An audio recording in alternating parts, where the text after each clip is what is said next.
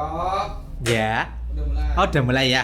Ya. Halo pasien-pasienku, selamat datang di Klinik Segi Waras. Dengan saya kembali lagi ya, jangan bosan-bosan ketemu saya lagi dengan Dokter Ramdan. Pada hari ini saya akan menjawab semua pertanyaan Anda seperti biasa ya, meskipun memang melelahkan.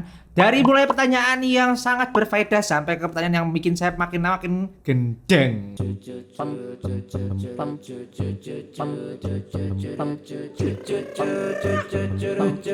Oke, langsung saja, tidak usah basa-basi, kita langsung ke pertanyaan nomor 1.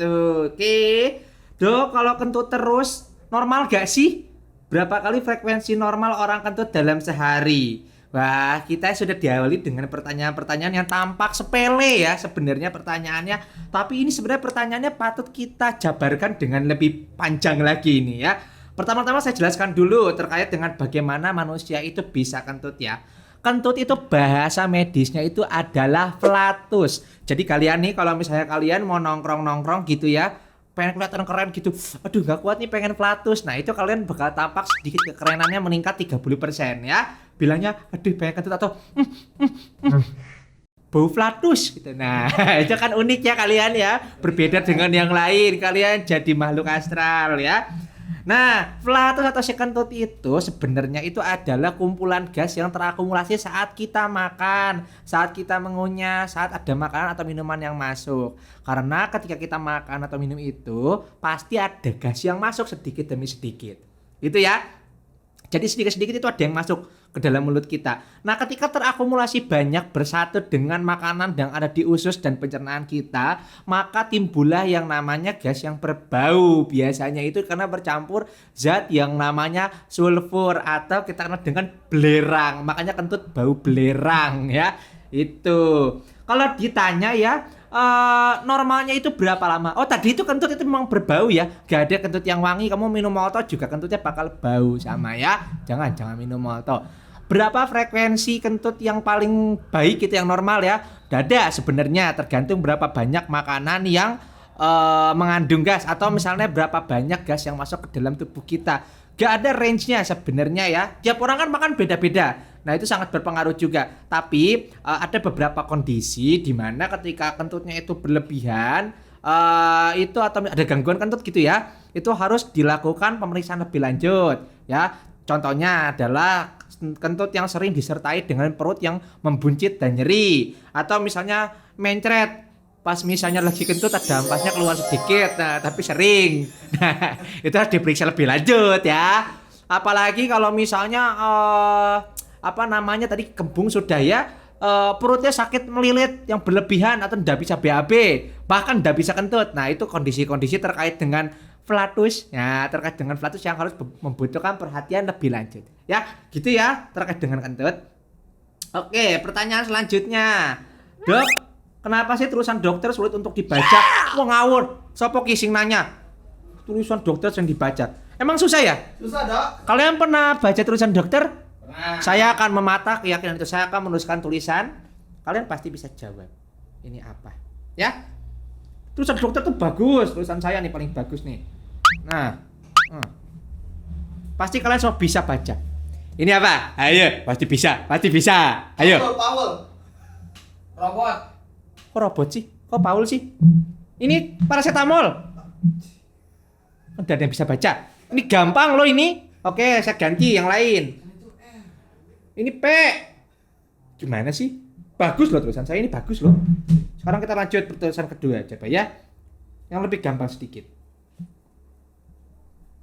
Keren tapi ya sekarang pakai iPad. Oh iya dong. Segi Waras itu kalau Segi Waras itu banyak duitnya. Kemarin pakai MacBook ya. Sekarang baru iPad sama ada iPencilnya. iPencil namanya ya. iPencilnya. Banyak duitnya tapi saya gak pernah digaji, gimana sih? Nah ini gampang sekali. Ini kalian pasti sudah tahu semua. Cai. Ya benar. Ayo. Cok. Loh. Masa sih? Ini jelas banget loh, ini Kartopril. Udah bisa jawab. Satu lagi, terakhir.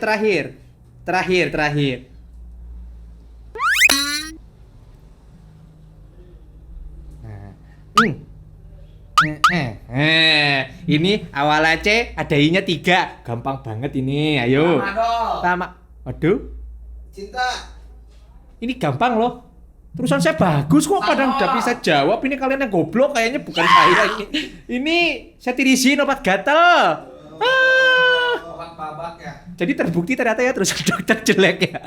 Nggak gini, kenapa terusan dokter itu jelek? Dulu pas kecil itu saya mikirnya, oh mungkin ini kode kata sandi yang bisa dimengerti sama dokter atau sama apoteker doang. Ternyata tidak ya. Itu ternyata sangat menyusahkan juga. Dokter itu sebenarnya terpaksa untuk menulis cepat karena pasiennya banyak. Kamu mau nungguin misalnya ada pasien, sebentar ya, saya tuliskan dulu nama obatnya 5 menit gitu. Udah kan?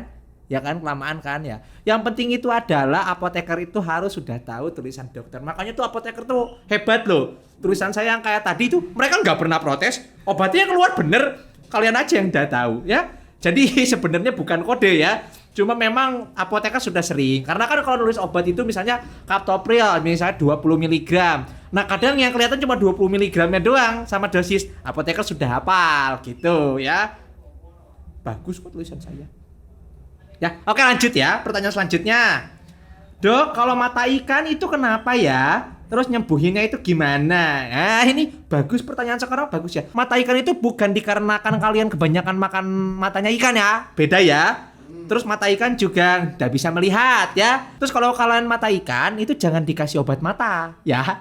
Dia tidak bisa melihat, jadi jangan dikasih obat mata ya. Kenapa mata ikan itu bisa terjadi? Ini saya kasih tahu ya. Ini ilmu yang sebenarnya nice to know aja ya. Ketika kulit kita melakukan gesekan yang berlebihan, kulit kita itu punya yang namanya mekanisme untuk melindungi diri ya. Melindungi diri dengan cara apa? Ketika terus-terusan bergesekan yang sering kali, berkali-kali dengan waktu yang lama ya, misalnya seminggu 2 minggu, itu biasanya kulit kita itu akan menebal. Ya, kalian yang biasanya pertama kali masuk ke pesantren atau misalnya sering duduk menyilang gitu, duduk sila. Nah, itu kan biasanya di mata di mata kakinya itu biasanya kulitnya menebal. Atau kalian yang sering nulis, biasanya di sininya menebal juga nih, sedikitnya ada tonjolan. Nah, itu adalah penebalan dari epidermis kita. Tugasnya itu untuk melindungi dari gesekan. Itu sebenarnya sebuah perlindungan. Cuma kadangkala ketika itu terjadi di tempat yang sebenarnya sensitif terhadap nyeri atau tempat yang sering kali tertekan, contohnya adalah pada bagian bawah kaki, itu kan sering kita injak-injak. Nah, ketika dia menebal, itu kan, aduh, apa itu jatuh? Mahal loh itu. Mahal loh. Lanjut ya.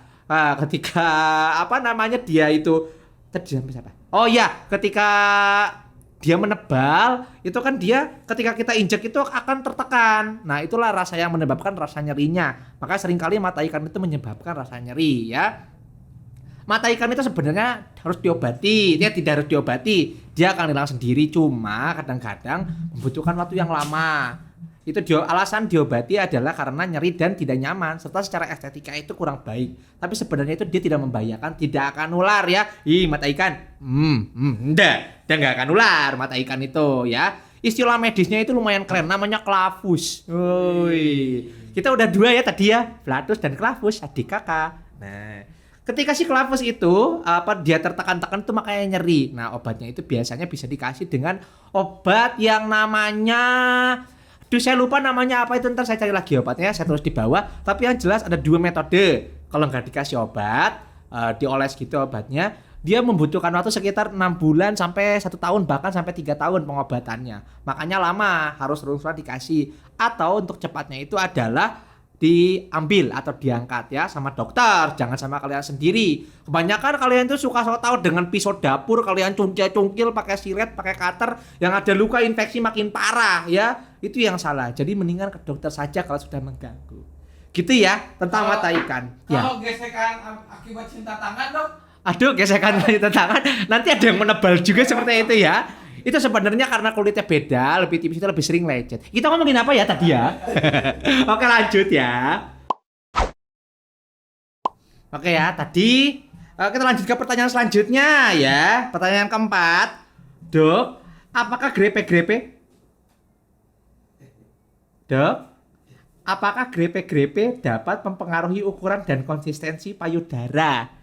Oh, ini pertanyaan menarik ini. Kalian pasti penasaran ini semua ya. Kalian juga yang di rumah yang nonton pasti penasaran. apakah grepe-grepe itu apa sih sebenarnya? Ya, kita perhalus ya. Apakah memijat payudara? Nah, kok panik semua sih mukanya? Ya, kok panik semua? Ya, dapat mempengaruhi ukuran dan konsistensi payudara. Ini menarik pertanyaan sebenarnya ya. Breast messaging. Oh, kita istilahnya sekarang bagus. Memijat payudara itu sebenarnya tidak akan mempengaruhi yang namanya ukuran payudara. Oh, kalian jangan beralasan ya. Biar besar enggak sebenarnya ya. Tapi ada beberapa faktor yang mempengaruhi ukuran payudara. Nah, ini biar kalian tahu, ini edukasi ya. Jangan mesum pikirannya ya. Faktor-faktor yang mempengaruhi ukuran payudara itu yang pertama, yang paling menentukan adalah faktor genetik ya. Faktor keturunan, faktor yang sudah ada dalam tubuh kita. Yang kedua, karena payudara itu sebagian besar tersusun dari yang namanya sel lemak. Nah, berarti distribusi lemak dan juga makanan asupan yang kita makan juga mempengaruhi ukuran payudara juga. Nah, maka dari itu butuh apa ya, ibaratnya olahraga atau misalnya asupan yang cocok juga untuk itu. Jadi itu bukan bagian saya ya, bukan kompetisi saya untuk ngomong masalah olahraga dan distribusi lemak itu, bisa cari-cari info lain lagi. Tapi itu salah satu faktor yang mempengaruhi juga ya. Nah, hal yang penting juga terkait memijat payudara ya. Ini juga merupakan salah satu metode screening. Ini kalian harus tahu, ini para perempuan wanita baik yang muda maupun yang sudah tua yang nonton ini ya. Kalian harus tahu. Nah, pemeriksaan payudara sendiri itu dilakukan nanti ada saya kirimkan atau saya tunjukkan di sini ya, ada metode tersendiri. Jadi untuk memeriksa dan screening awal adanya tumor payudara atau adanya massa dalam payudara itu penting untuk dilakukan. Bisa dilakukan sendiri di depan cermin. Alatnya hanya cermin dan tubuh kalian sendiri. Kalian cari sendiri. Ada metodenya ya. Satu lagi fakta menarik tentang memijat payudara ini adalah fakta bahwa memijat payudara secara sirkular atau memutar ya. Nah, itu dapat meningkatkan produksi air susu ibu dan juga mengurangi yang namanya pembengkakan pada payudara. Nah, jadi ada fungsi lainnya. Kalian tidak usah memijat untuk hal yang lainnya, untuk itu aja fungsinya. Banyak manfaatnya ya ketika memijatnya dengan benar. Ya, bapak-bapak yang sudah mempunyai istri, PR-nya ada tambahan ya. Pekerjaan di rumahnya nambah ya, itu gitu ya. Oke, itu saja untuk pertanyaan hari ini ya. Mudah-mudahan bermanfaat dan juga dapat jadi edukasi ya. Bercanda-bercandaannya anggaplah bercanda di sini saja, tapi ilmunya mudah-mudahan dapat bermanfaat juga. Oke, gitu saja. Terima kasih.